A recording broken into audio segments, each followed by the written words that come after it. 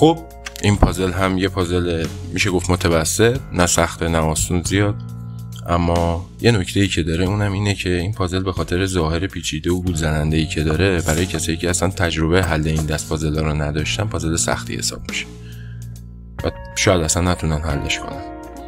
اما کسایی که طرفدار این پازل‌ها هستن با یه مقدار بالا پایین کردن این حلقه ها و این توپ ها و این تناب ها میتونن که پس این پازل برمیاد. برای حل این پازل چیکار باید بکنیم؟ هدف این پازل جدا کردن این حلقه استیل از کل این مجموعه است. اول از همه که ما این حلقه رو بیاریم به این سمت، میبینیم که وارد یه لوپ باطلی میشیم و حتی ممکنه که بیشتر از اون چیزی که هست وضعیت پازلمون رو وخیم‌تر کنیم و بریم سمت گره زدن. اما برای حلش ما نیازی نیست اصلا اینو از این تو عبور بدیم. این حلقه رو از همین جایی که هست میاریم از این زیر به این شکل ردش میکنیم به همراه این تناب.